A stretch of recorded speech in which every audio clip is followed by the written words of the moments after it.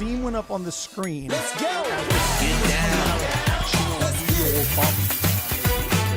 Get down. What up? Welcome to the Go Gamble podcast with the Trooper.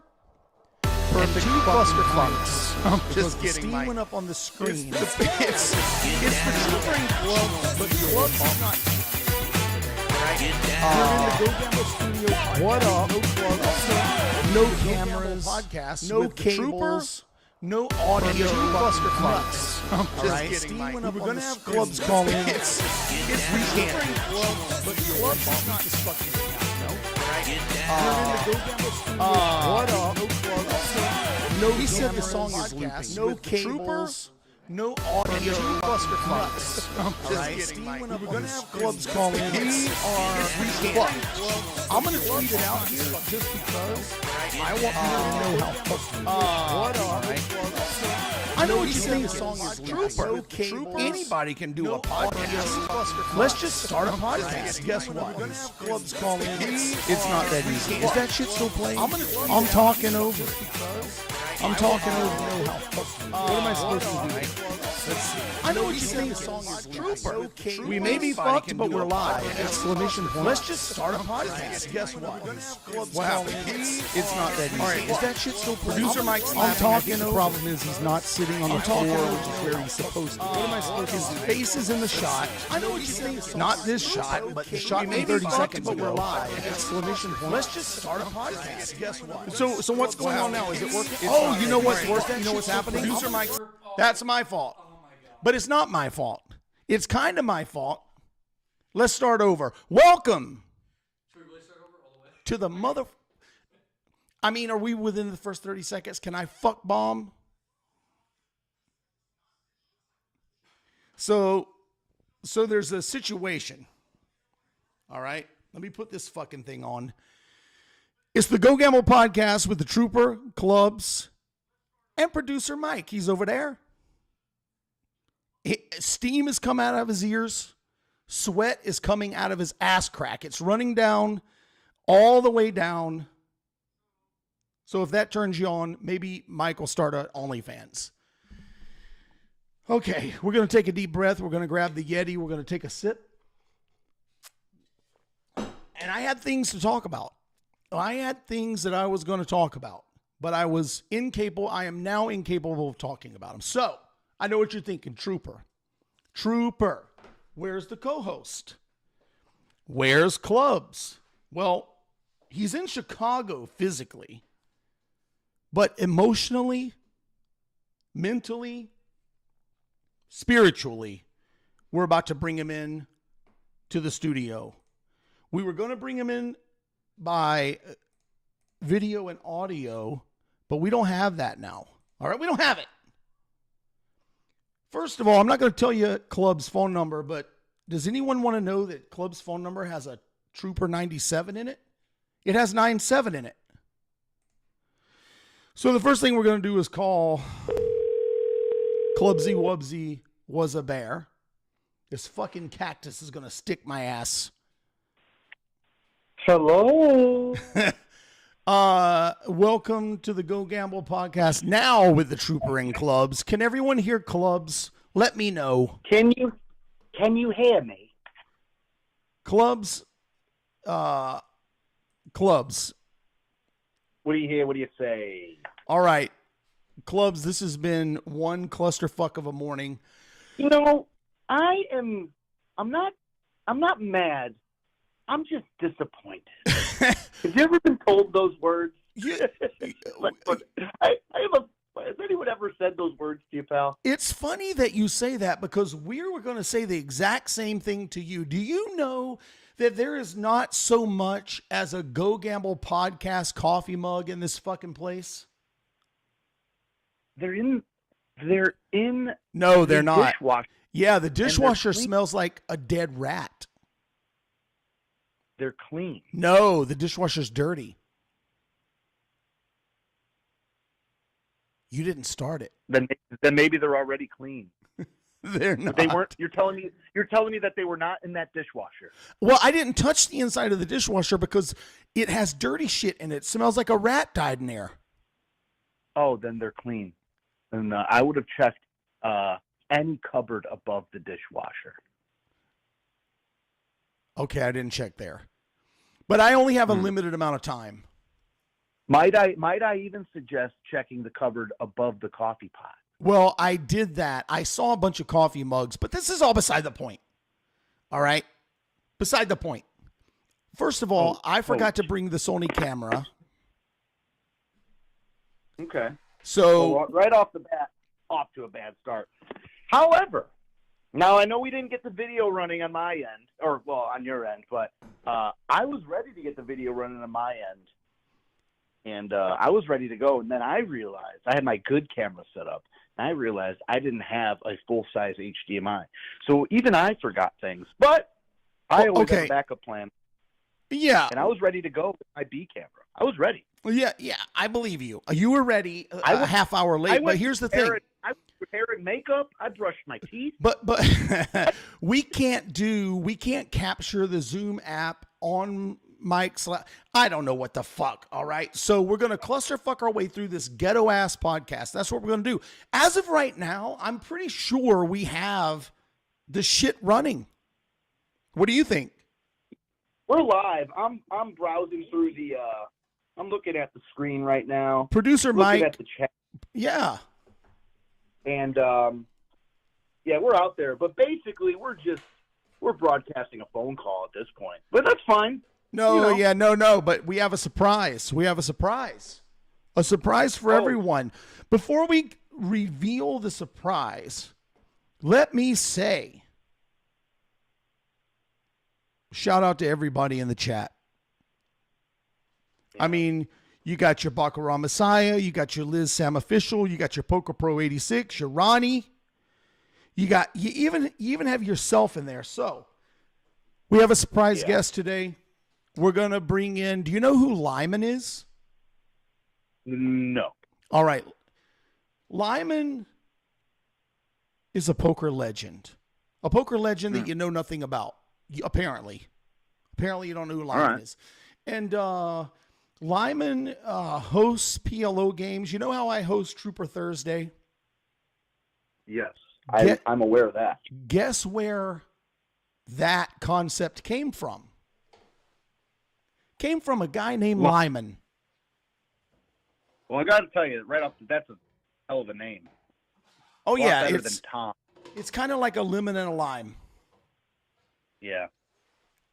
Mike, producer, the coffee's ready when you are. So we're just going to get right into it because you know why? Because what else are we going to do?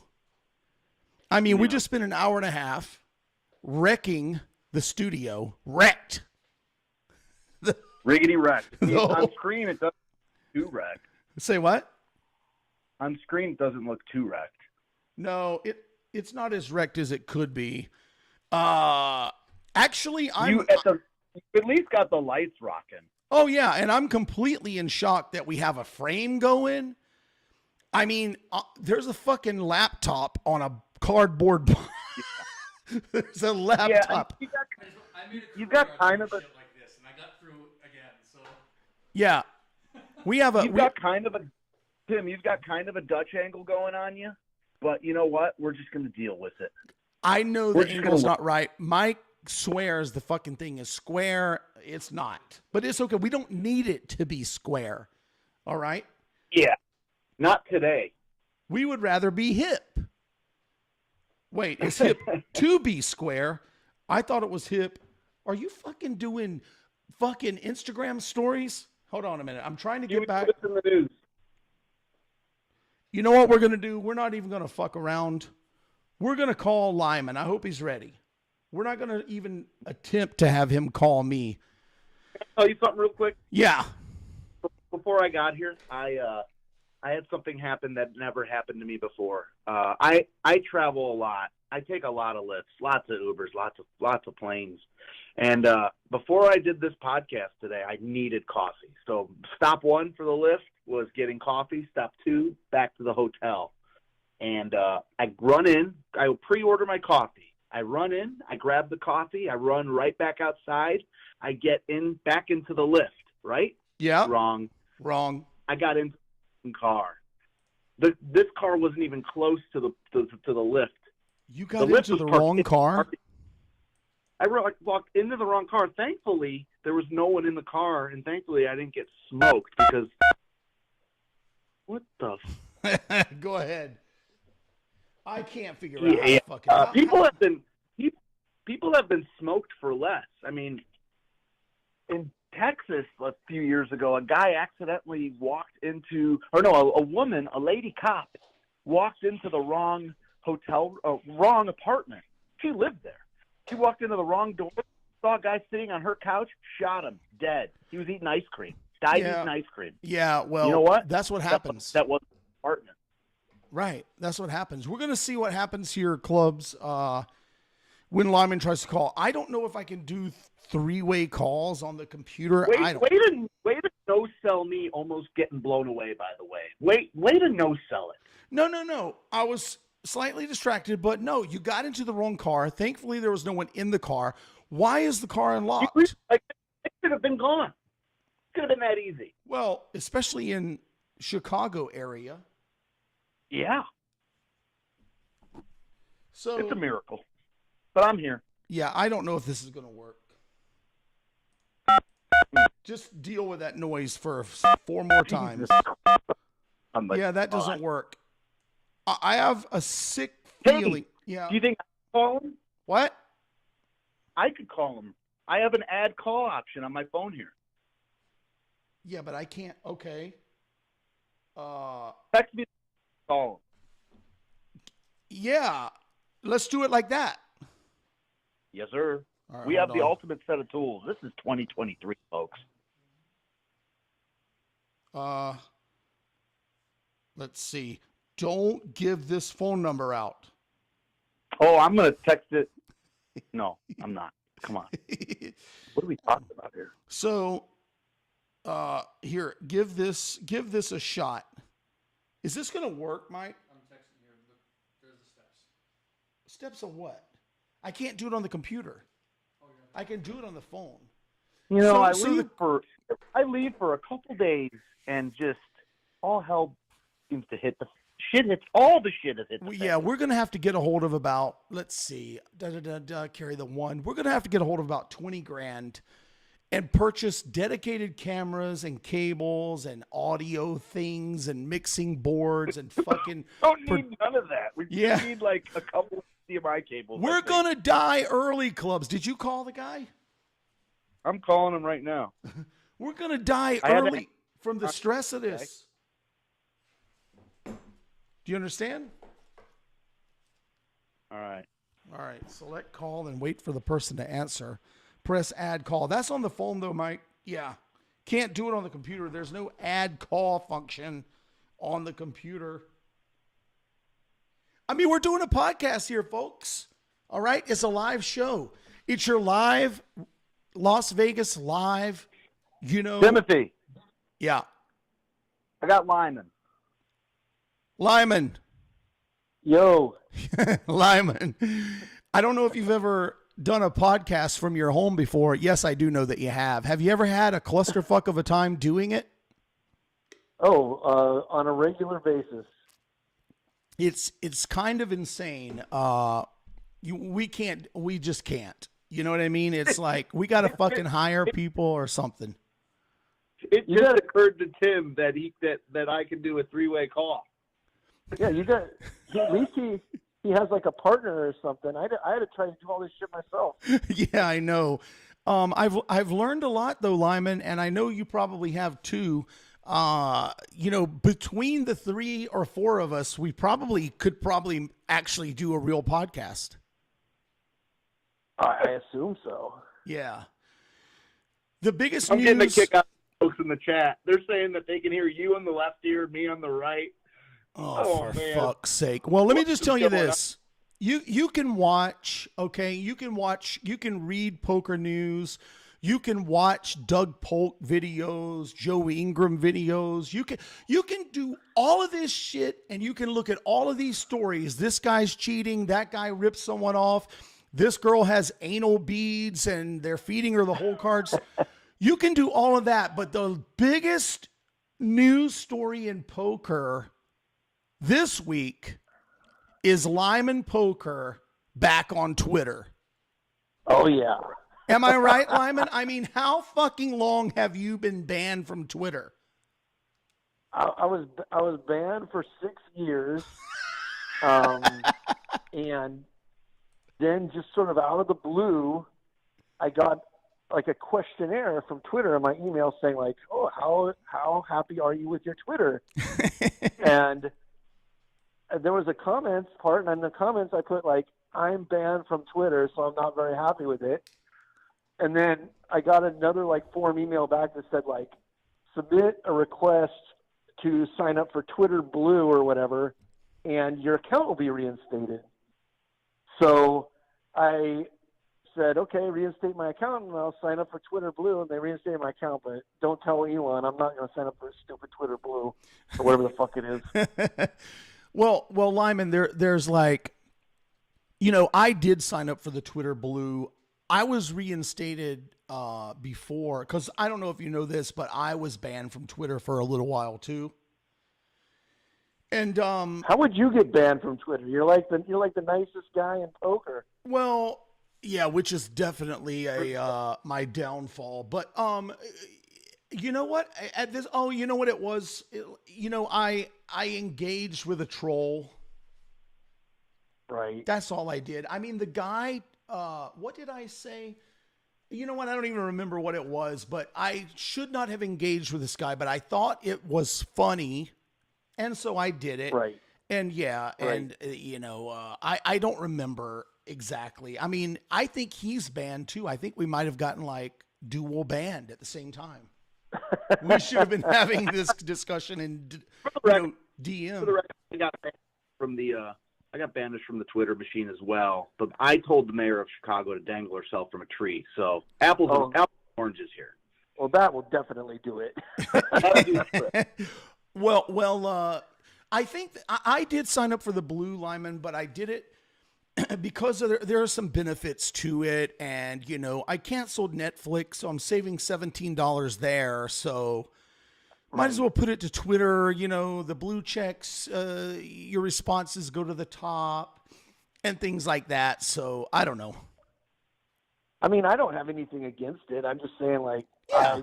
I don't know what I don't know what it is, and I don't even have a credit card, so like I don't know how it would work.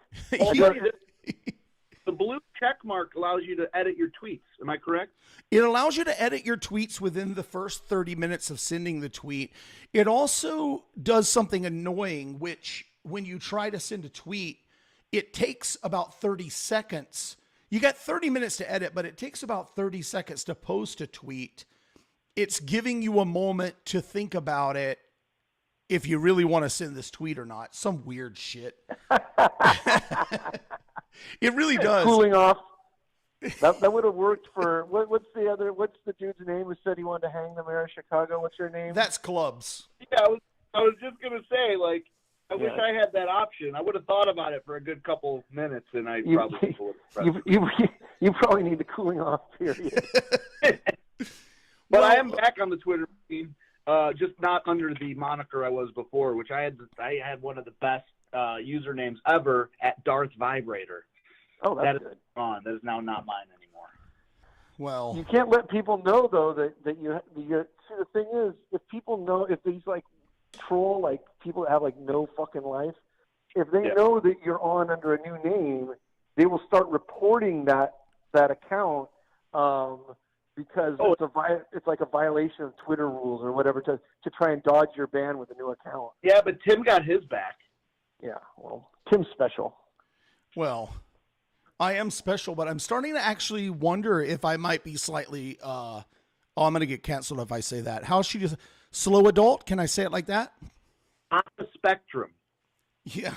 No, that's a different spectrum. But, so I was telling Clubs, Lyman, who you are. I mean, I don't know how anyone plays a hand of poker and doesn't know who Lyman Poker is or who Lyman is. Against Lyman. But well, when you disappear for 6 years, a lot of people forget who you were. So let me ask you this. I told clubs that you were the motivation, the inspiration of me hosting Trooper Thursday. And I have to admit that they came to me. I didn't go to them, but when they came to me, I did know what to say. Thanks to Lyman, Right. I did know what to dare I say demand. Right. I was offered free food. I was offered a reduced rake, and I said, Right. no, we're going to need to take that full rake. Right, Lyman? Yep, that's right. Yeah, of course. Because the thing is, listen, and I'm going to pull the curtain back here a little bit, and hopefully no one who plays at Trooper Thursday would be offended by that. But I mean, my goodness, if you come there, you got to know that I'm not getting rich off of this shit. I'm barely able to eat fucking, refried beans every night. But the reason for people to go to the Westgate to the Trooper Thursday game would not be for a reduced rate or free food. Right. It's to come play in the Trooper game. So we don't need to entice people with rake reductions and whatnot. So and let's just leave it at that. We don't have to go. You can read between the lines, right? Right. Right. Where that reduction, where it goes. It keeps me to be able to, take Lady Trooper to Starbucks once in a while. Yeah, I mean, as far as me talking to like poker players over all the 24 years I've been playing, I was one of the guys who was always telling all the poker players, like, you need to get what you're worth. You need to, if you're bringing people into the casino needs you as much as you need them. There's a lot of ways to make money in the poker industry other than playing poker. Like, playing poker is actually just a gateway to the real money. And the people who listened, especially during COVID, the people who listened to me, who I sort of mentored a little, are making a fortune now. They're making more than me because they'll do things that I won't do. Right. Well, listen, you did a podcast on that website that you were associated with at one point, where the Poker Sesh was born, partly Right. out of spite. At least the namesake of the Poker Sesh was born out of spite. And there was an episode where you talked about hosting poker games. You talked about, multiple ways of making money as a poker player in the casino, whether it was banking blackjack in California or, whatever. Right. Yeah. Just the other day, I was banking Ultimate Texas, and one of the players in one of the professional players that plays in the high stakes PLO game with me was like, what the fuck? I didn't know you were a DJ. And I'm like, you have no fucking clue what I'm doing. Let me show you. And I told him what I was doing. And he's like, how is this even fucking possible? Yeah, I mean, that's just because. So, in other words, that player doesn't play any casino games, right? Yeah, the player thinks that if he sees somebody playing a casino game, right, they must obviously be like a degenerate loser of some sort. So he was very surprised to see me like what looked like I was like grinding Ultimate Texas Hold'em. And then he finds out that you're the casino. Yeah, I'm banking it. Yeah, you're an arm of the casino at that point. You're like, so what happens, Lyman, when you bank a game? Do you have to give the casino a percentage? The casino still gets their sort of time fee. But you get all of the money that the players lose. So they charge you kind of like a rake or like a time rake. I didn't know that part. Yeah, well, the different casinos do different things, but yeah, a percentage, and then they charge a percentage of the commerce, and then, I wasn't at the commerce when I was doing it, but all the LA clubs are the same, right? And then, but the money that the players at the table win or lose, you pay out or you collect, right? So you're just running. You're running one table of Ultimate Texas Hold'em, and you're the casino. Right. That's it. Yeah, and so you go on a Friday night or Saturday night when the tables are packed with whales, and you start banking, and it's a very high hourly.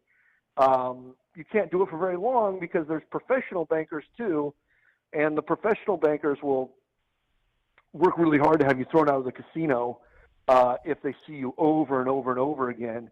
But if you stagger sort of the hours that you go in and you stagger sort of the casinos that you go to in a way so that nobody ever sees you more than maybe 4 hours a month or something, then it's a pretty good side gig if you're going to be at the casino anyway.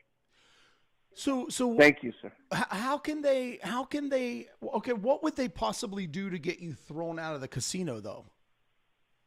So the professional bankers will tell the casino management that you are harassing the customers.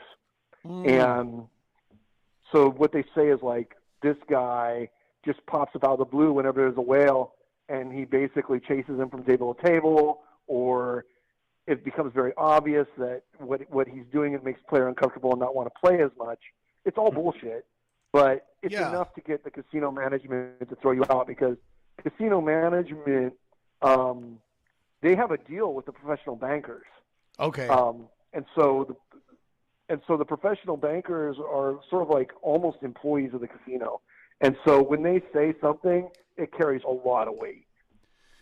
Well, that's kind of shitty, but at least you, and if anyone would know, you know how to capitalize anyway. Right. You know when to go and how to do it. Yeah, and the other thing is, like, let's say you really are just a gambler. You know, you really do just enjoy playing Ultimate, or you enjoy playing blackjack in California. Why not just bank half the time so that you, like, now you can play a lot longer and you can play a lot bigger, and they'll never throw you out, ever. Because when it's your turn to play, you actually play, whereas somebody like me, when it's my turn to, like, everybody will be betting hundreds or thousands of dollars, and then when it's my turn to play, I just bet $5. Like, I'm super fucking I'm really obviously there just to bank it, you know? Yeah. But if you're playing, you know, as high a stakes as the rest of the table and gambling it up, then they'll never throw you out, because, like, they're not going to throw out a real gambler. They're just going to try and throw out people who are trying to steal the action from the professional bankers. So forgive my ignorance, but you said when it's your turn to play. So what does that mean? You can only bank for a certain amount of time? Everybody at the table has a chance to bank when it's their turn or whatever. No one ever banks, ever. Oh, they don't want to bank.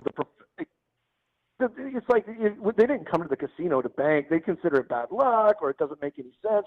Why would they want to root against everybody to lose, you know? When you say that they think it doesn't make any sense, I mean, you know, the casino will never die. Yes. If you have people who... Nobody... 1 in 100 people wants to bank. 1 in 100. Right. So when it's your turn, so the professional banker, there's a professional banker at every single table. The professional banker will take their turn, and then it'll go open to anybody else who wants it. So then you take it, because you're the only person who's got to take it. Then it opens up to anyone else who wants it, and then the professional banker will take it. So you and the professional banker end up taking every other hand. Okay. So it's every hand. The bank has an opportunity to change to the next player. Correct. Oh, okay. Well, that seems a little bit annoying. It'd be nicer if you could do it for 30 minutes at a time or something, right? Yeah, it would be, but the truth is, it never comes up. Right. 99% of the time, the professional banker banks every single hand. Okay, I see. I've never gambled in an LA casino other than just a little poker. You can bank in Las Vegas on Paigal at some casinos. Oh, okay. I'm not exactly sure where still or what the rules were, but a decade ago I would bank Paigal in Las Vegas. But I mean, I haven't done it so long. I'm not sure exactly where I would still do it. But it used to be a pretty good way to make money, because people, when you bank, I mean, this is where people are going to get mad at me. But anyway, when you bank in Paigal, there's a certain way you set your hand, right? Okay. So if there's a guy betting $1,000 a hand at Paigal, or 500 or what have you, and he's sitting next to you and you're banking, and you see the way he sets his hand, you could just set your hand to beat him or tie him every time. Yeah. Because nobody ever because most whales or even recreational players, they have no reason to hide the way that they set their hand, because when they're playing against the house has to set their hand a specific way. Okay, yeah, they have rules Okay. they have to follow, kind of like a blackjack situation. Yeah. But when you're just like a guy banking, at least back then, you could set your hand any way you wanted. So if you knew the way that your opponent was setting their hands, sometimes they just make it fucking obvious. They just like have their cards face up. There's no way not to know how they're setting their hand. Other times it's just like you see their tendencies of how they always set their hand. Then you can set your hand to tie or beat them most of the time. Whereas if you were setting it the house way, you would make less money. Is that something you can still do today? Yeah, I'm sure you can. I'm sure of it. I mean, I would look at I'm guessing higher stakes Pai-Gow tables at more old school type casinos. I would guess that you can do it at Bellagio, or you could do it at MGM or some of these type of places. That's my guess. I never even heard of that before. That's pretty interesting. But you got to have some money to do that. You got to have a decent bankroll. Yeah, you have to be able to cover whatever the guy has on the table. And that's another little weird thing. So if you're banking Ultimate Texas, the way that if you're banking Pai-Gow, you're always going to have enough to cover the bet, because there is no bet multiplier. So the guy puts out the bet and it just is what it is. Yeah. Sort of like blackjack. But in Ultimate, if they get certain hands, they get a bet multiplier. So if they make a royal, they get 500 to 1 on their bet. If they make quads, they get 100 to 1 on their bet, or what have you. And you have to pay that out. Right. But the way banking works is you only pay out what's in front of you. It's table stakes. Oh. So if a guy comes in and let's say he's betting $10 a hand. So if he hit the bet multiplier on a royal, he would get paid $5,000. Right. But if you only have $4,000 in front of you, you just ship him the $4,000 and it's over. Oh. Now at that point in time, I would suggest you quietly walk to your car as fast as you can. Yeah, or maybe not even to your car. Maybe just out the front and get into a cab and have that cab drive you around the block and bring you back to your car.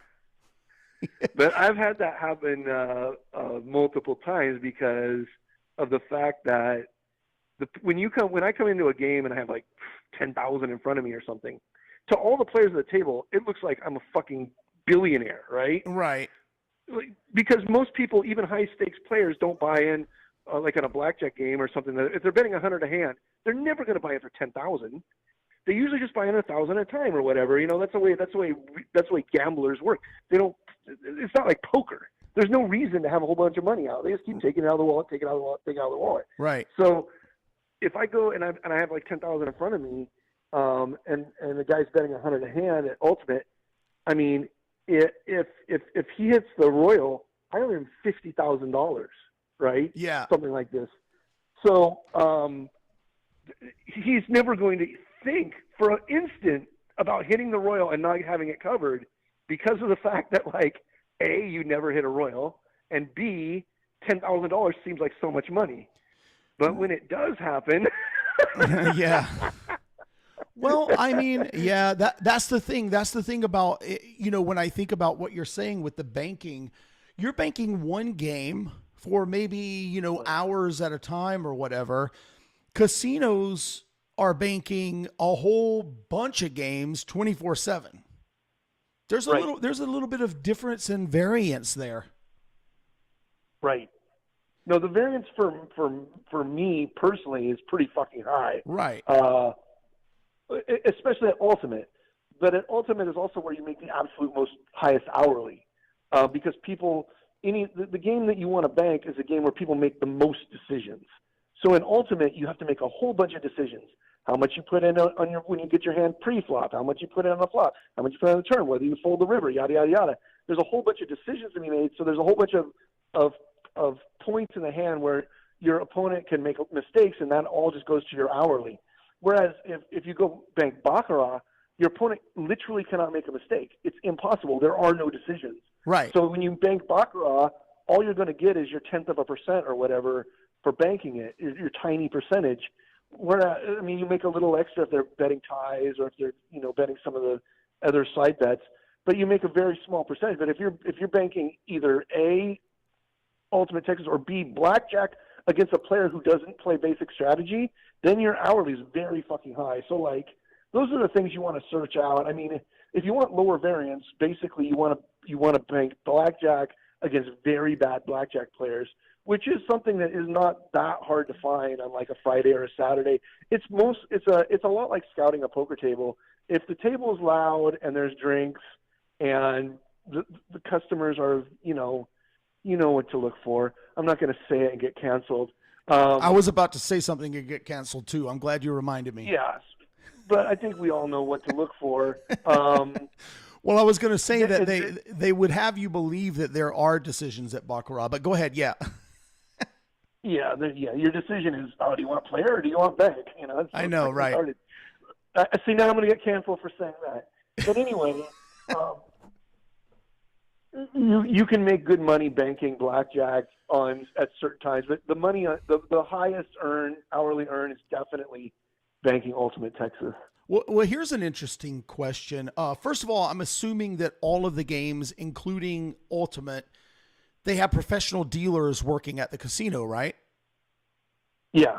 Okay, so I never really learned everything that you talked about, but I do remember you talking about Ultimate Texas Hold'em and how, as a player, to gain an edge. So how closely do you pay attention to sloppiness of dealers if you're banking a game? Well, if I'm banking the game, I'm basically now the casino, so I'm controlling everything. Okay. Like I'm going to be a real stickler. I'm going to make sure all the payouts happen correctly, yada yada yada, because every payout's coming out of my stack. Well, yeah. What about hole cards and things? I'm gonna police the game to like extremely nitty way, depending on sort of like what the general tenor of the game is. So right. Like, if everybody's just sort of drinking and having a good time and playing bad, I'm not gonna I don't care whether they're showing each other their hole cards, because they're not using it to make good decisions. They're just using it to commiserate, No, yeah, but what about the dealer? Didn't I hear you talk about one time, sometimes you can find a dealer who will show a hole card inadvertently?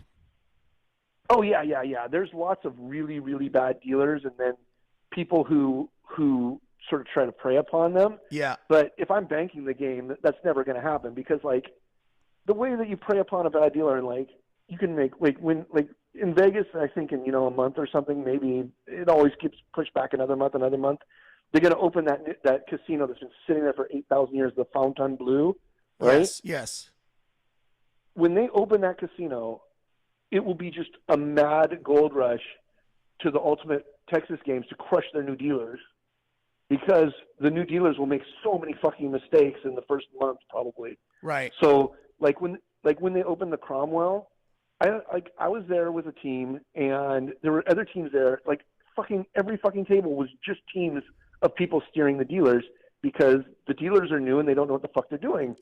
So the board comes out, deuce 3, 4, 5. I got $1,000 bet out, and the dealer turns over a 6, and I turn over an ace, and I just tell the dealer ace high straight beats 6 high straight, and she just ships me $1,000. That's ridiculous. Did that happen? Oh yeah, that is ridiculous. Constantly. Wow. They have no fucking clue. This girl with a nice rack or whatever, she's never played a hand of fucking Texas Hold'em. Right. It makes perfect sense that an ace high straight beats a 6 high straight. It makes perfect sense. I don't even think so my brain is trying to find something morally wrong with that, and I'm not sure that there's anything morally wrong with that. Dude, me and your teammates cleared out the tray of one dealer. The next dealer came and was pretty good, so we switched tables and cleared out the tray of the next dealer. The floor people are just all overwhelmed because it's a brand new fucking casino. it's like it's a mad dash, and then the casino's giving you comps on top of it because you look like a high roller. Now, when they figure out what you've been up to, they take all your comps away, but it's fun while it lasts. Well, when Fontainebleau opens, I will definitely be employee number 1 for a pretty small percentage. Yeah, well, I'll be there, and we'll see what the situation is. Hopefully, it's as good as when other casinos. Yeah, I can pretend to drink. Hold on to a lit cigar and pretend to smoke it. I'll even yell and wear a Hawaiian shirt, whatever you need. There's a lot of things to know, but yeah, if it's something that you're interested in, it probably will pop up here in the near future. I am always interested, Lyman. I bet Clubs would be interested. I can vouch for Clubs as he can be the guy he can be the diversion. You guys should just start, since you guys live there, you should just start your own little team. Yeah, we'll put Clubs at another table, and he can like pretend to be an angry drunk and keep the attention of the pit boss by slamming the table and shit like that. I don't believe me. Believe me, I don't have to defend. Yeah. If you're in a casino all the time and you're like me, you just tend to find lots and lots of ways to make money. Yeah, I should be better at that. Well, it's just maybe isn't your personality, and that's cool. Everyone has their own thing. Yeah, but I mean, I can understand. I understand the plays. Like, I totally understand card counting. I don't think I would ever want to be a card counter because I think it's just, I don't know. Maybe it's not. Maybe it is. If it was easy to find a whole card play, then I would love that. Obviously, if I could sit at third base and see the dealer's every hole card and not even have to count cards. I mean, you can make more money knowing the whole card than you can from counting alone. You know what I mean?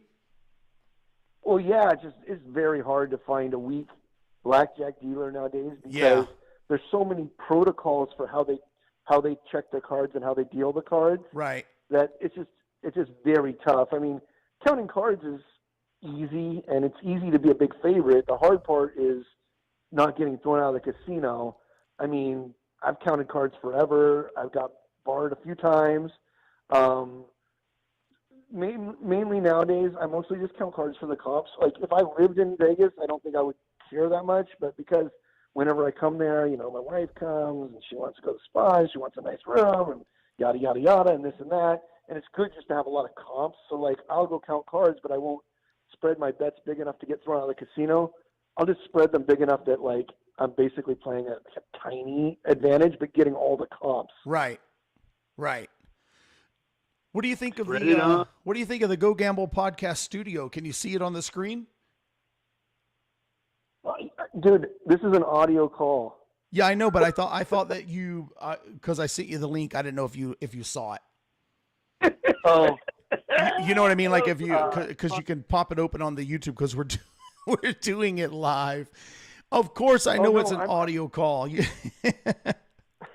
No, I'm at the casino.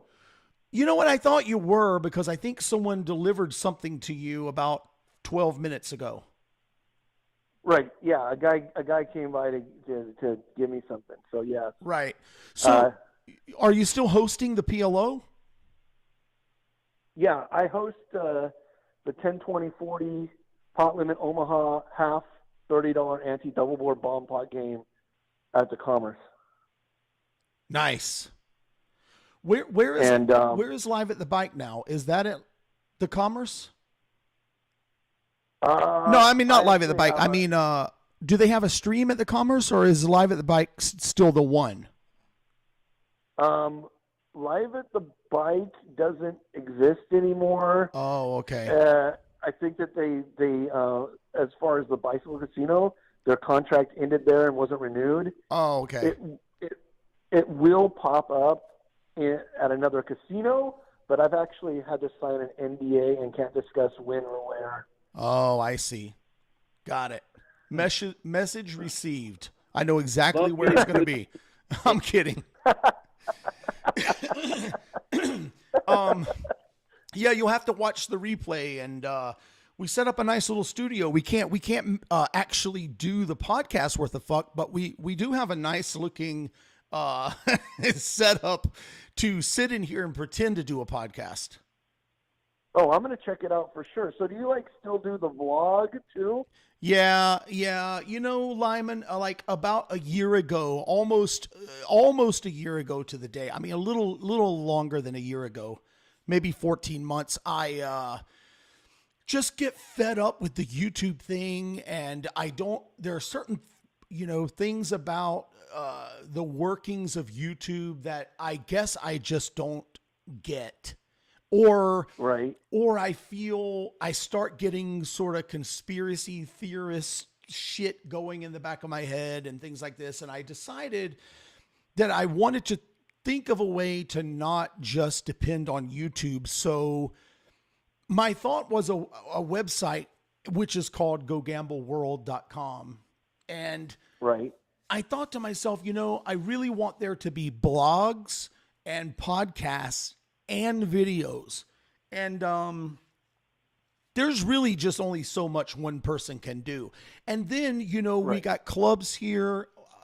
Clubs and I have been friends for a while. We decide to do a podcast. We have producer Mike, who's sitting on the floor as usual, refuses to sit in a chair. He's not on the spectrum, but he does insist on sitting on the hard floor. He's involved, and even with the three of us trying to do the podcast, it's fucking impossible. There's only so much shit you can do, but yeah, I am doing the vlog, but I would say I'm averaging about 4 days a week on that. Because you were the OG original poker vlogger. It's true. And you would think that would be worth something. Maybe it's me. Maybe I dropped the ball. Maybe I don't really know how to make that worth something. But I did start the whole thing. I didn't do a bunch of hand history stuff, which I can't even watch. I just can't sit and watch a guy explain why he played a hand a certain way. I can't do it. Me neither. Right, I know.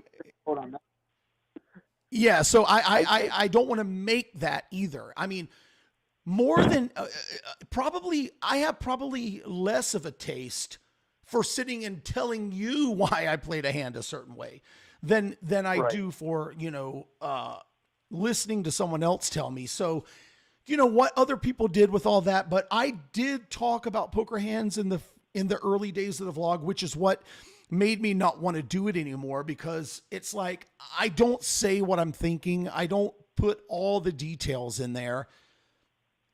And so, I think that the thing that people, the modern vloggers have learned is that as long as it seems as if you're going up in stakes and it seems as if you were on the path to ballardom, that it doesn't really matter how you play your hands or how you even describe how you played them. People will backfill in why you're great. Right. They'll just backfill it in. Like, as long as you seem like you're winning more and your chips are higher denomination chips. Whereas with you, and I mean, I haven't watched one of yours recently, but I obviously watched many in the past. You were just like always so real about it. It's really hard for like a dork who's like jerking off to like poker stardom to really get a trooper boner. Trooper just doesn't have the boner chips. You know what? You are right about that. I still have like these weird trolls that pop up and say, "Oh, all the other vloggers passed you by, and you're playing 1-3 or whatever." And there are a couple of reasons for that. I'm going to tell you reason number one. I didn't come to Vegas ever thinking that I wanted to play 5-10 even. It's like 1-3, 2-5. I just want to like play and do what I want to do. And I will openly admit, I didn't realize it until years later. But one of the primary reasons that I got into poker was to be lazy. And it just is. And that's not it. if you know anything, you should know that doesn't even work. You can't be lazy Right. at poker and really, make anything out of it. So, but that's one reason. The other reason is that I've never been able to get over a certain hump that would allow me to feel okay stomaching the swings at some of the higher stakes, Right. So listen, if I was making 150,000 a year from YouTube, it would be like, oh, well, I would just never play 1-3. Probably I would always play 2-5. If I was making $1 million a year from YouTube, I'll be playing 10-20 every day. It's Right. like, it for me, it definitely became more about YouTube than poker, but YouTube isn't really producing the results that I want it to, which is why I am thinking about trying to come from a different angle, Right. But I mean, I don't know. Look, who knows? I feel like we're on to something. Clubs, myself, producer Mike's over here. There's a whole cast of characters at the Westgate every Thursday. And we also have some things in mind that we're going to do that we're not going to talk about on air. But, you have been an inspiration from the beginning, though. I used to have this mentality like, I don't want to make money any other way. I just want to make money from poker and be pure, Right. which is completely fucking dumb. Right. That's just the dumbest thing ever. And I should have learned a long time ago, and I really did, but you should never really have all your eggs in one basket, because eventually the basket's going to catch on fire, and there has to be some other kind of fucking basket you can go to. So, I'm going to get there. I may be 130, by the time I do. But Well, some of these poker vlogger types make pretty big money doing these meetup games and meetup tournaments. I don't know that fits your personality either, or what what you want to do. But I mean, I know that when one of these guys rolls into a casino like the Neem, Brad, Owen types, and can fill like 10 tables, they get a huge cut of all the money that they bring in for that meetup game. And it's sort of a smart way to like basically have to do nothing and get a bunch of money coming in if the people will show up. yeah, no, I mean, that's definitely true. And I mean, I kind of like, it's what I try to do at the Westgate. I mean, traveling is a whole different story. I mean, I'm sure there are certain areas of the country that I could go to and fill a few tables. It's a little weird. I also think that the day of poker vloggers filling 15 tables of people coming to their meetup game, I think those days are numbered, because it's just like what they say, never meet your heroes. Right. I mean, I've heard so many stories of people going to meetup games by some rather large poker YouTubers, and they can't even get like a word, a picture. It's kind of like, Right. Because generally poker players are not designed that way. Poker players aren't really socialites. Speaking of getting a word, don't you dare try to get a word in or take your time against a certain poker vlogger, because, well, we all know what'll happen there. Yeah, so I mean, Clubs has had bad experiences too, and I've had people come up to me on Trooper Thursday. There's a couple who come to the game. They've been there probably, let's just say 9 times in the last 5 years, and one night they caught me outside the poker room, and they were like, "We just want to tell you how much we love coming here, because we've gone to other meetup games and they're always just too good to talk to us." But Wow. when people come to Trooper Thursday, like, I'm their friend, so, Right. but I just don't know. I don't know. You know what I mean, Lyman? It's like, what if, I feel like that a lot of things are being ruined by a lot of people. When I used to own Live at the Bike, Yes. we did a few meetup games, and we would do good. I mean, we would fill like 7, 8, 9, 10 tables. I mean, a lot of people would come Yeah. to some of these. But the main problem was, and I mean, I always had a good time, and we always had drinks, and everybody had a good time, and everybody always said it was a great time, yada, yada, yada. But, I mean, the main problem was at the end of the day was the games were pretty bad because everybody that was coming to the meetup was somebody who was really serious about poker. It doesn't mean that they were a professional or even that they were a winning player, but none of them were like whales. Right. And so, like, you would just be like, okay, here's a bunch of people, like, let's say 70 people showed up or 60 people or something. If 60 people showed up and there's no whales and there's not a lot of money in the room and they all just end up sitting and playing poker for a little while and then, having a good time to a certain extent, but at the end of the day, not winning, not really playing a good poker game. Yeah, right. So it's supposed to be about poker. So you're right. You're right. It's like, why get, all the pros? Yeah, I don't know. It was always just like, I would sort of see like people start like looking after like talking about their favorite shows and hanging out with the people that, that were invited that like they would know from the shows and the commentators and all this. After having a couple beers, after a while, after that, which is like basically like a cocktail hour sort of thing, you're just sort of sitting at a poker table with 7 or 8 other people who are all just like really into poker, and like you just sort of start to say to yourself like, who's going to be the winner here? Yeah, I agree. I mean, I'm trying to do, we try to do something new at the Westgate at 1:00 every Thursday. Now we do a bomb pot tournament, double board bomb pot tournament. So every hand is a double board. Yeah, we have those at we have double board bomb pot tournament at the Commerce too. Oh, okay, yeah. So it's growing. Last week we set the record at 34 players. There's only 6 tables in the room, so 34 in one tournament is pretty decent. So that's a lot of people for bomb pot. That's a pretty good turnout. I think our bomb pot tournaments only get like 50 people, so it's not that. That's a good turnout you got there. Yeah, and that's the Commerce, right? And this is 1 p.m. at the Westgate, which isn't really. I mean, if you get on the monorail, but it's not super convenient to the Strip. You don't just walk across the street to it.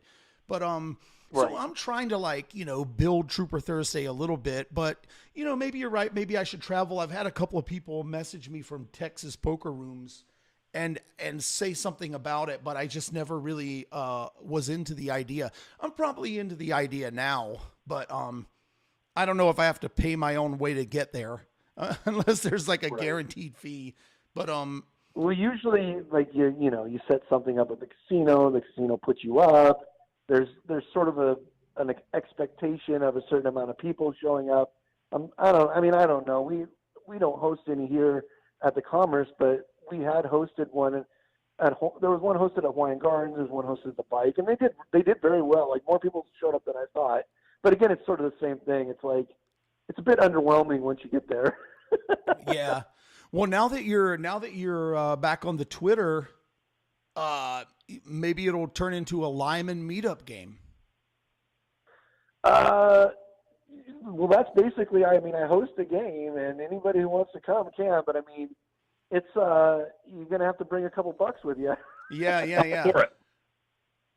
20. So 20, 10, 20, 40. Yeah. PLO. Yeah. You know what's and 30. Yeah. 30 anti-bomb pots. We go round and round. 30 one round of one round of the other. Oh, I see. Yeah, that's above my role. I'm going to admit it right now, live. Well, I always tell people, they say like, well, hey, if I only have $1,000, like one min buy, why would I want to come play your game? I'm like, why do you think about losing? You should be thinking about winning. Don't bingo. You know what, Lyman?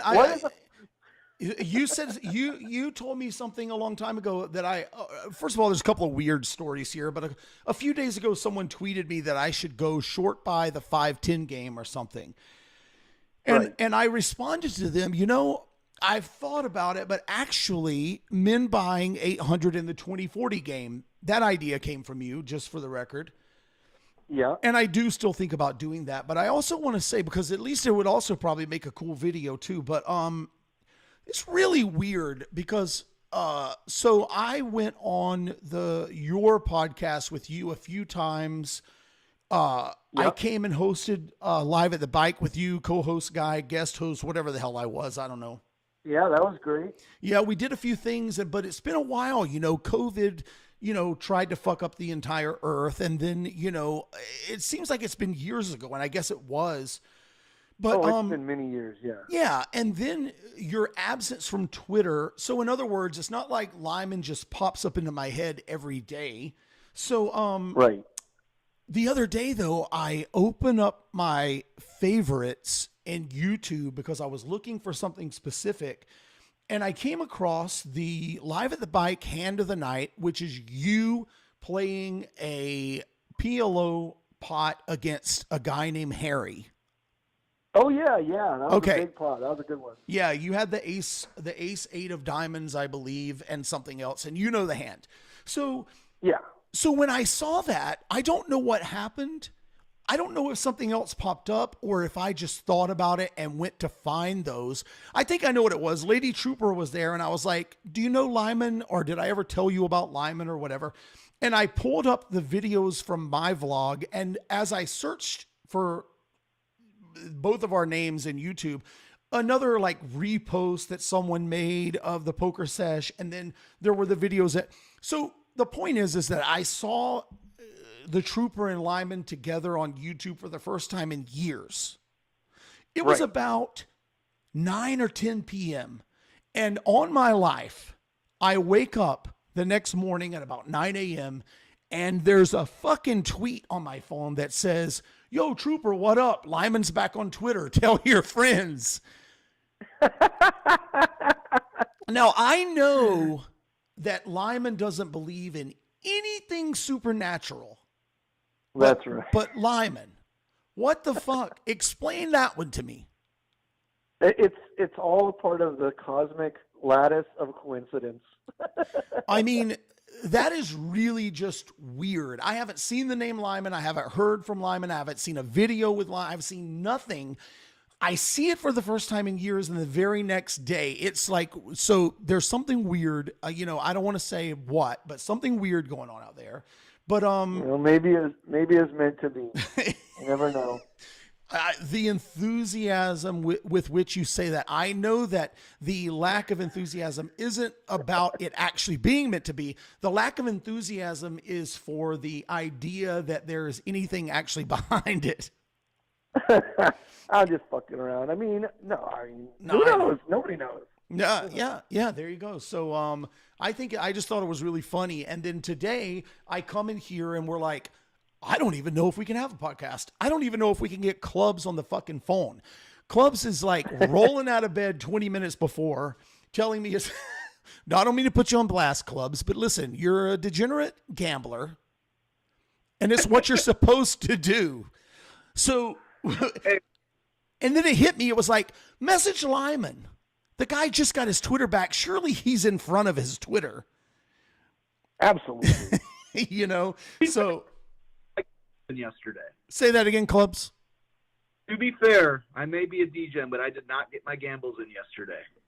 Well, I think you got some making up to do then, but because I was grinding all night. But if that's the picture you want to paint, then I'm for it. Are you Clubs? Do you have an idea who Lyman is now? The guy hosts PLO in LA. The guy used to own Live at the Bike. The guy's been making money in casinos for decades. Yeah, now that we've been chatting, and then once he mentioned Live at the Bike, it all started coming back to me for sure. Oh, so okay, got it. Do you have any questions for Lyman, Clubs? Well, I heard grumblings. I don't know if this is just like grapevine talk, but is Live at the Bike ending? Yeah, Live at the Bike, I think doesn't exist anymore at the Bike. That's what I was told. Right. The new owners of the bicycle casino didn't renew the contract. Oh, so it's donezo as of now? As of whenever their contract ended. I mean, when I was there, it was sort of a month-to-month thing, so maybe they have a month left or something. have you been watching any? Like, I don't know if you spend your time watching streams or not, but like, have you been watching any of the streams the Lodge has been doing? I never watch like a stream, but like people will send me like a hand. They'll say, "Oh, hey, look at this hand. Like, what do you think really happened here? What do you think of this guy's play?" Or so, you know, a lot of these things, not the Lodge, but a lot of them are hosted in Los Angeles, like Live at the Bike or Hustle or whatever. So it's a lot of people that we all know. So then somebody will send me a hand and be like, "Oh, look at this fucker," you know.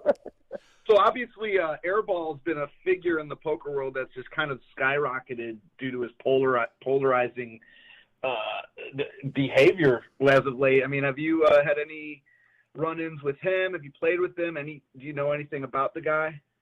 I mean, I obviously know a lot of like LA gossip about him, but I probably don't want to like discuss it. This is like no, not asking to like shit on the guy or anything, but I mean, I'm for the guy, and he tweeted out. Obviously, he lost his heads up battle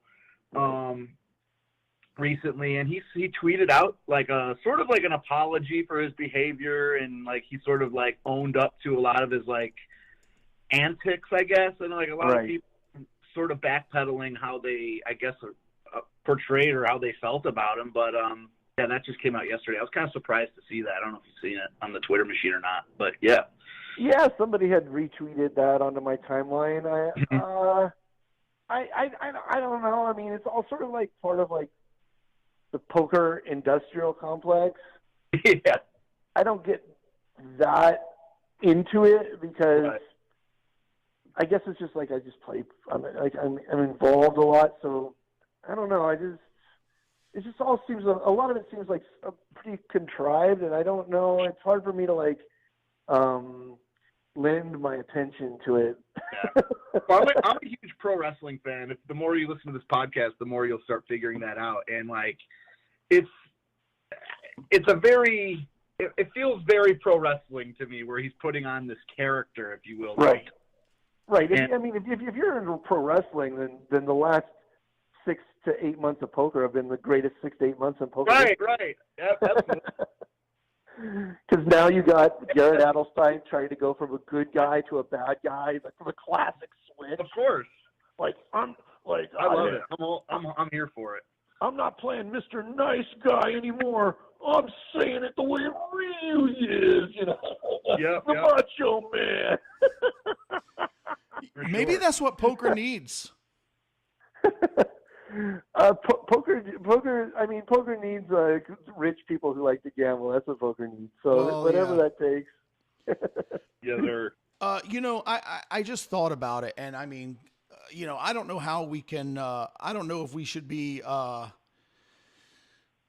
even going back to this, because it seems like everyone's let it go. But I will just say this, and then if Lyman has comment, he can make comment. You don't have to, but of all the people who could think about and analyze what really happened, I feel like Lyman would have a very good take on what chance there is that the Robbie girl cheated in that hand. Okay, well, here's what I'll tell you. As somebody who owned a stream and is very familiar with that type of table, the security measures, cameras, and also as somebody who just has played a lot of poker,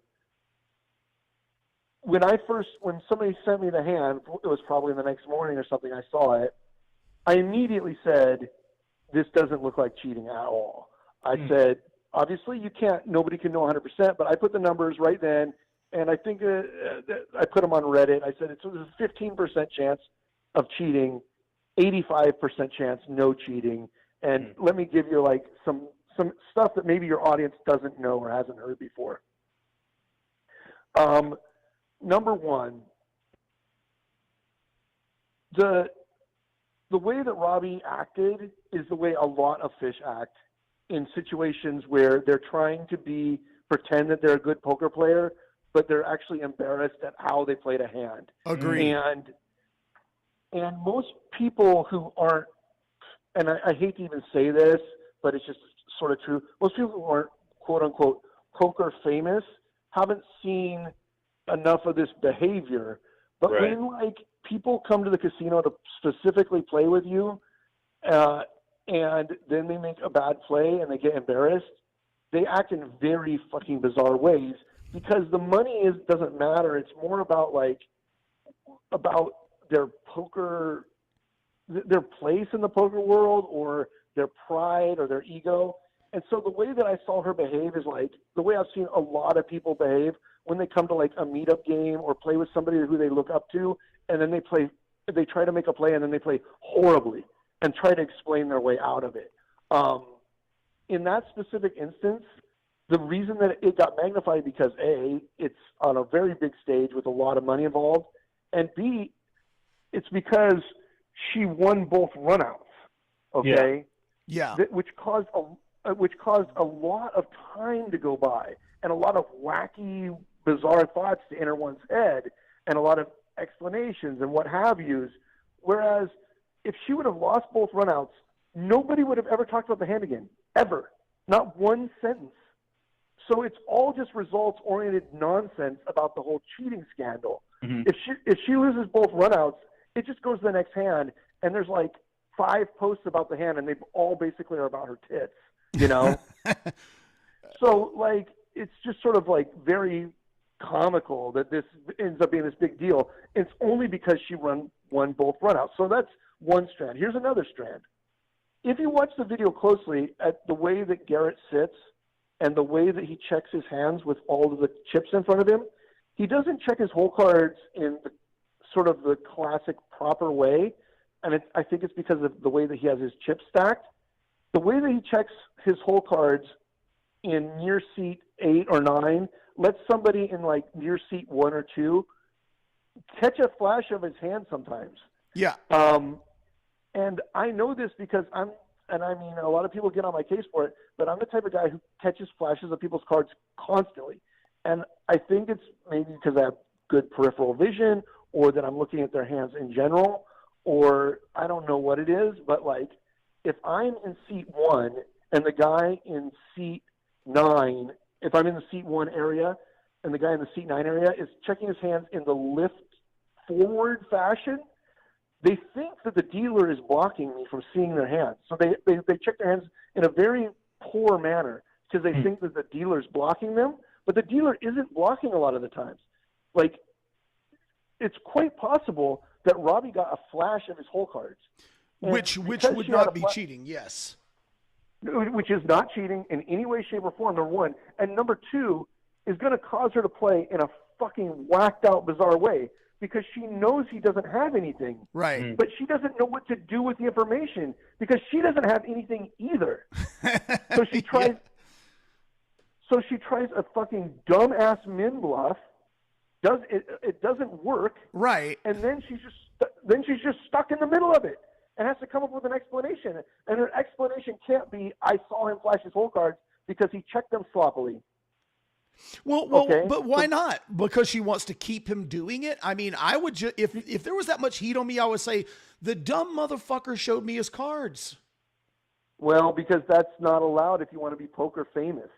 Yeah. It's like, Is Garrett that incompetent where I don't think he would expose his cards in such a way. No, but that's why I'm saying watch the video. Watch the way he checks his cards. Yeah. He's not incompetent. He's absolutely not incompetent. He absolutely is one of the world's best cash game poker players. But watch the way he checks his cards in that situation. Sure. Yeah, I'll definitely go back and check that out. I never even thought of that. He's lifting them in a weird way that and it's because he has and it's not, I'm not like busting on him. He thinks that number one, he has the dealer in between him and the other seat. So it seems like that they're blocked. B, number two, he has a lot of chips in front of him.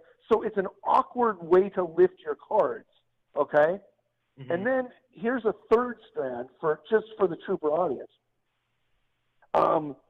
When you're doing a stream in a live setting, you can have a roving camera person, right? Hustler has a roving camera person. The roving camera person is getting details about the hand live in real time, okay? Right. they know things that nobody else knows, and the person who's directing them, which in this case would be Ryan Feldman, knows everything that's happening. Now, don't try to say I'm saying the Feldman cheated or anything like that, because I'm not. I'm not saying anyone cheated. What I'm saying is, if you're sitting there and you play in the stream a lot, like Garrett, or you watch the way that the cameraman moves, you will start to get a feeling for what's going on in the hand by who the cameraman looks at and how he does the shot, okay? So listen to this. I actually talked to the guy who is the roving cameraman. His name's Raver, and I asked him about this. And he said that after that show, or sometime before that show, some poker players had come to them and said that they had picked up on the way the hands were playing out by the way that he was doing the camera work, okay? And then they actually had to institute protocols at HCL. They had to institute protocols for him to fake come in and fake film people at fake weird moments so that nobody would know when he was really filming people. So there's another way. Little inside baseball there. Love it. There's another way that you can know that something wacky is going on. So, like, what these professional poker players or just smart people figured out was, if I have ace-ace and I raise and then I get called and then the flop comes XYZ and then I c-bet and then the cameraman becomes extremely fucking interested in the hand, I'm probably losing. Because it's a super standard spot where I should be winning like 100% of the time. There's no reason for the roving cameraman to come in and stick a camera like 6 inches from my face to see my reaction. Yeah, that's That's a fantastic point. Wow. And so because of that, people would say, like, why do they need a reaction shot here? This is the most standard spot in history. Something fucking wacky is about to happen. Because Feldman in the booth can see the hole cards and knows a fucking massive cooler just came down.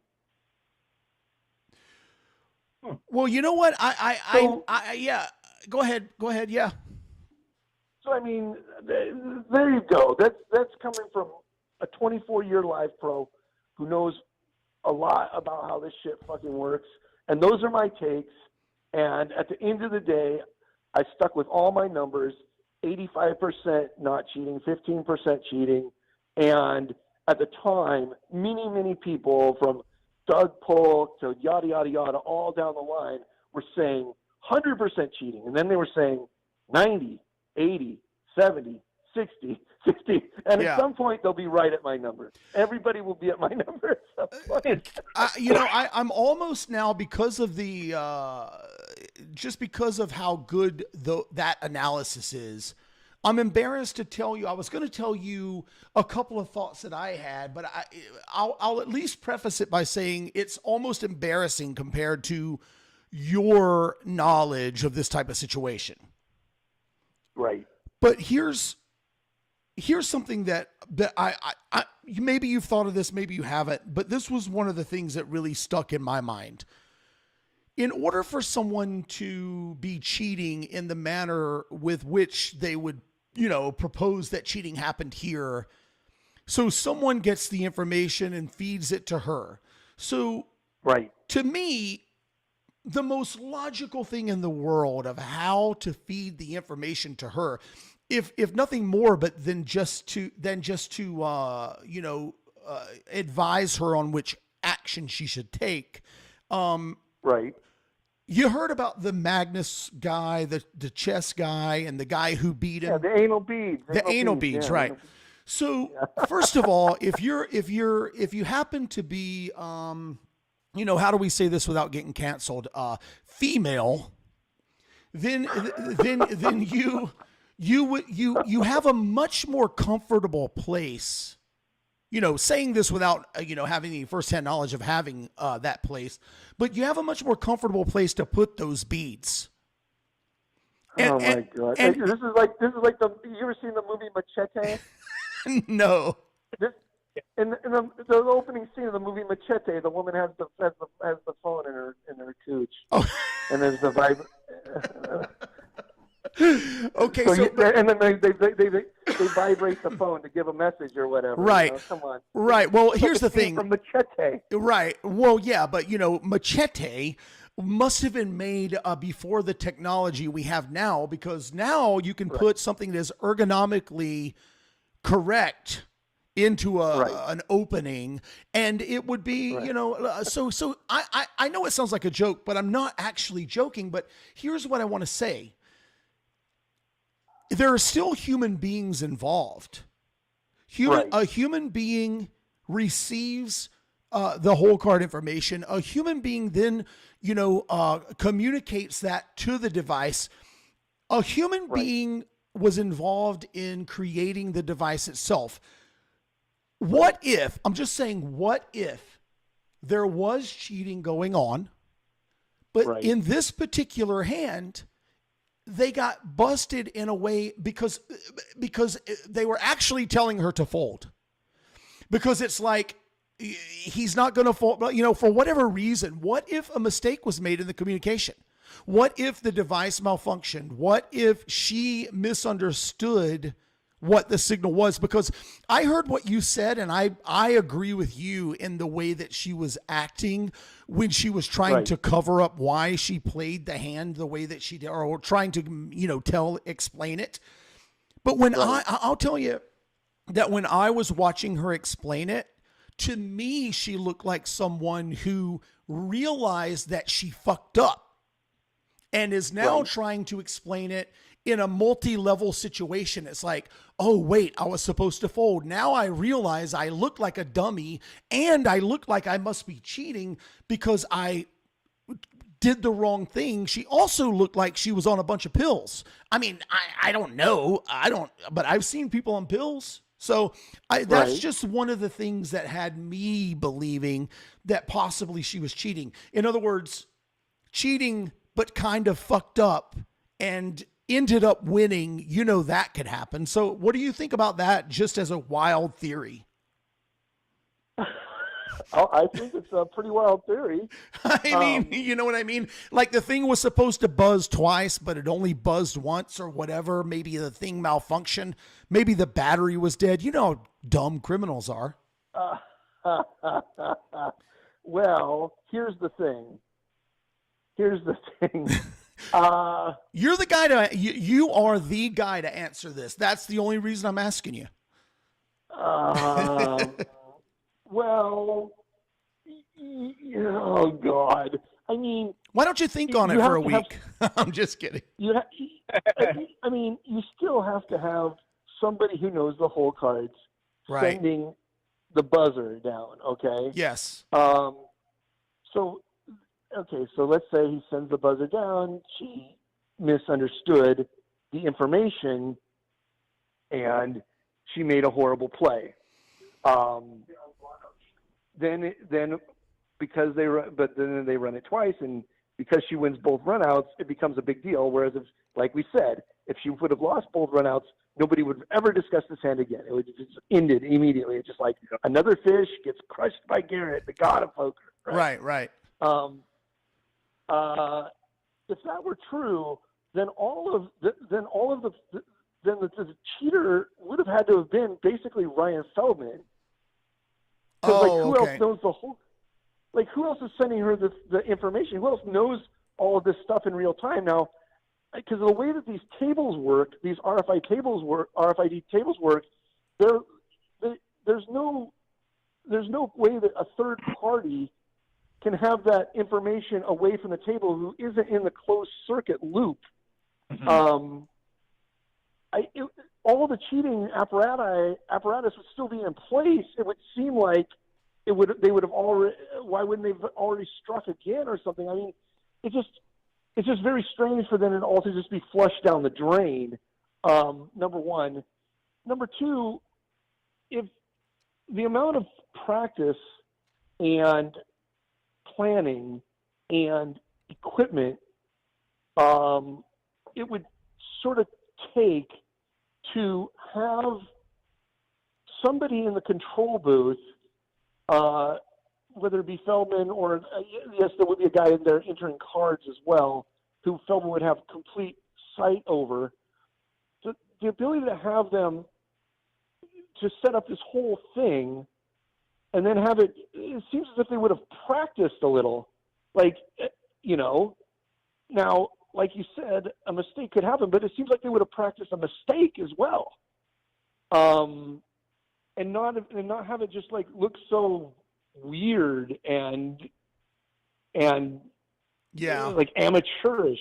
Right. No, that's a good point. Nothing. I mean, you're first of all, I just can't get over like there's some that she has like a device in her vag. Like, I number one, to discuss the rest of it, I have to like grant you that point. Well, the other thing too is that I don't think a device like that is made with the precision that one would at least, desire for these purposes. Right.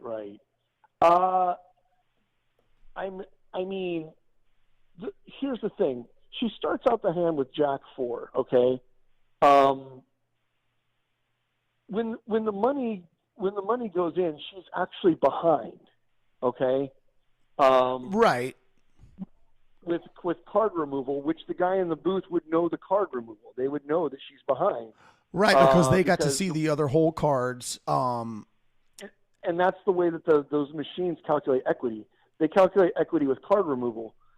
Oh, it wouldn't have been a time when she would be getting the buzz at all. Like her vagina would be very safely calm at that point in time, because there's just because you got to understand something.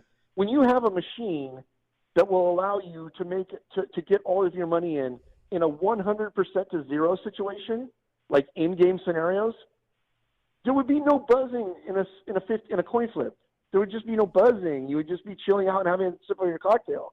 The buzzing would come when you were being like a 100% or 0% situation. That's when you would get the buzz. Because why would a cheating team ever take the chance of losing? Yeah, no, yeah, you're right. I agree. I think I think that it still would have to come down to a massive mistake where she just ended up being so dumb that they were like, fold, but she took it as raise and she min raised instead of shoving or something. So you know what? Of all the people who could convince me that no cheating took place, I think you just did it. I don't think you ever have to buzz. Like if I had the control and I was buzzing the orifices, okay? Yes. When my Confederate, or I think that's when my partner had Jack 4, there would be no buzzing. Like I don't need to tell them to fold. I don't need to tell them to fold Jack 4. They just get rid of it. Yeah. They're playing in the situation. They're literally. I have a person at the table who can literally never make an in-game mistake, ever. Right. They have a zero chance of making a mistake. Every single time that their orifice jiggles, it's going to be a 100% situation. Well, we're criminals. Yeah, we're there to do crime. Right. The only thing that I would say is that if the thing started on its own because of some sort of battery situation, if it started, this is all I'm going to say. This is my entire point, which is very weak. But if the thing buzzed by mistake and she did what she thought was the right thing, and then everyone was like, what the fuck is going on here? Then she acted the way I think she would act if that happened. But I mean, so now it's a weak point. So now the thing, now the things like AI, it's like cheat GPT. It just becomes self-actualized and just starts buzzing vaginas all over town. Yeah.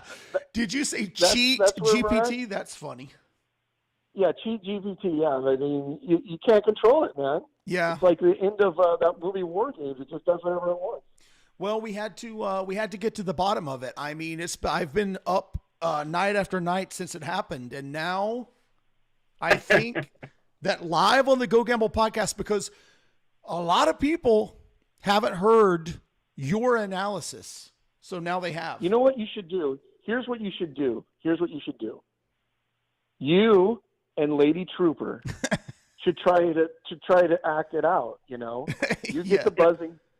Make it your next vlog. You just to see if it works. Like you saw the movie probably like JFK, where they go and they look and see if it would have actually worked. If a gun from the depository could have shot 2 bullets at that angle, and they try it out, right? Yeah. You should get the buzzing device. Get Lady Trooper at a table there at the Westgate. Try to buzz. Well, I don't know how I'm gonna see if you could. I bet you it will be your most watched vlog in history.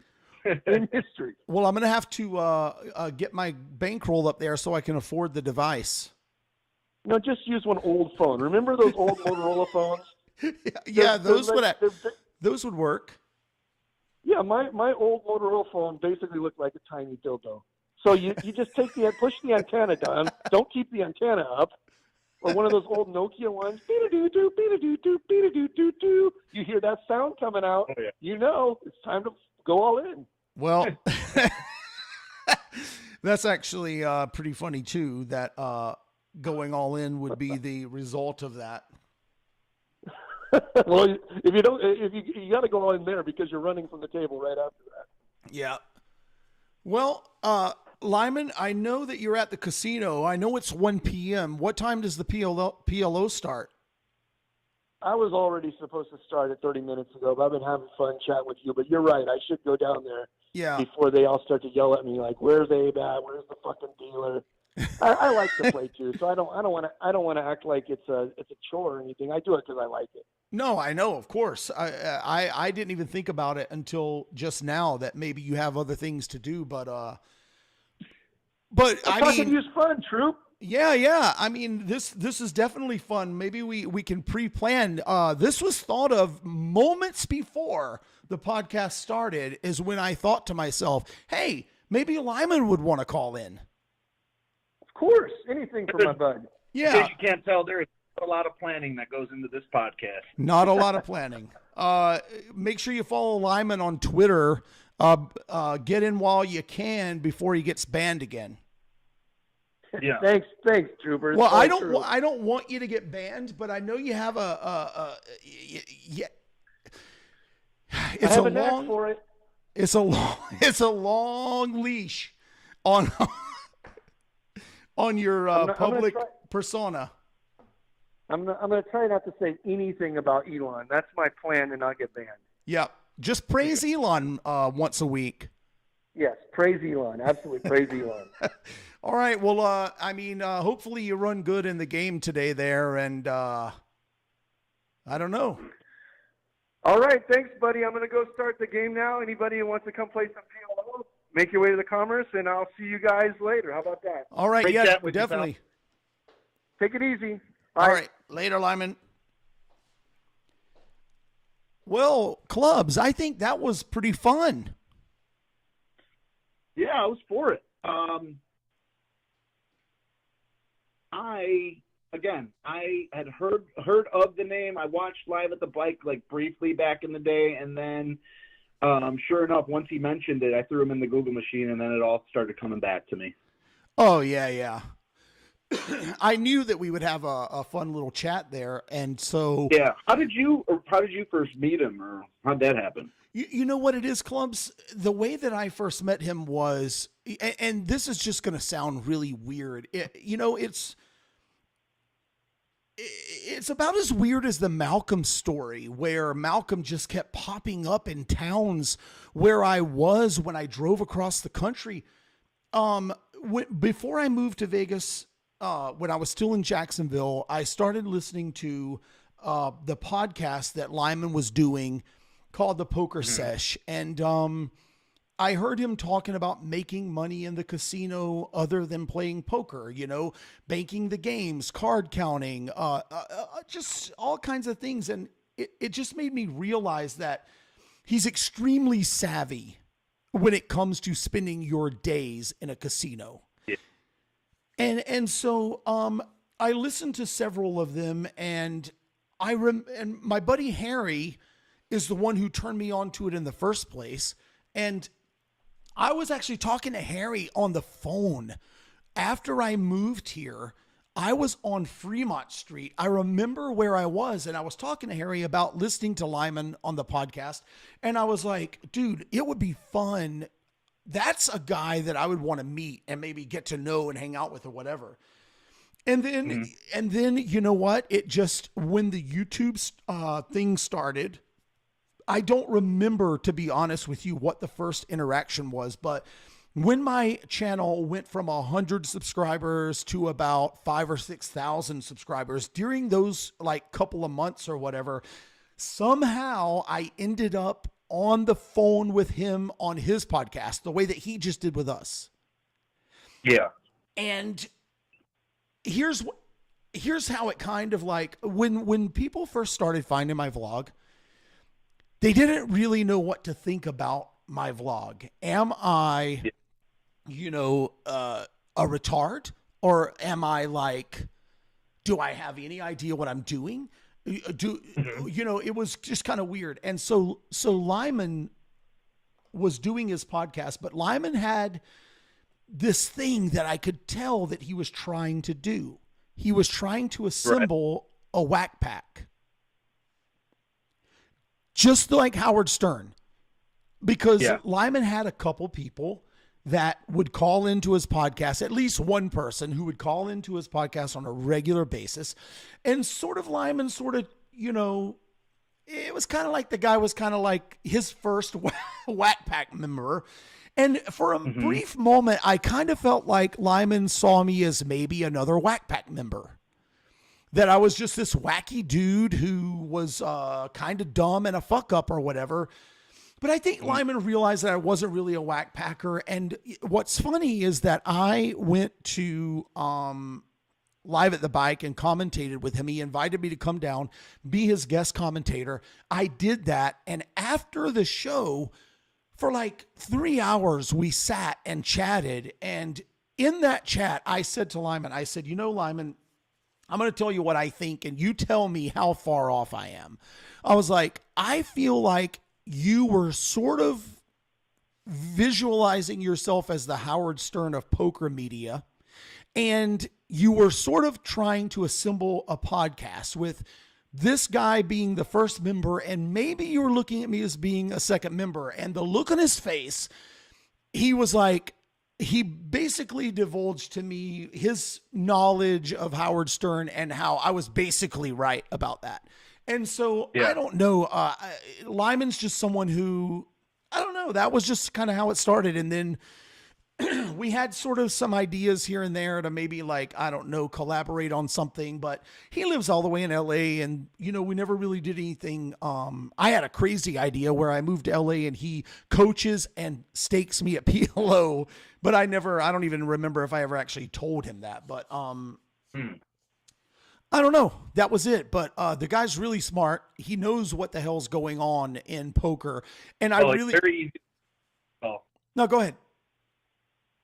No, I was agreeing and just emphasizing like he's a very easy guy to talk to as well. Yeah.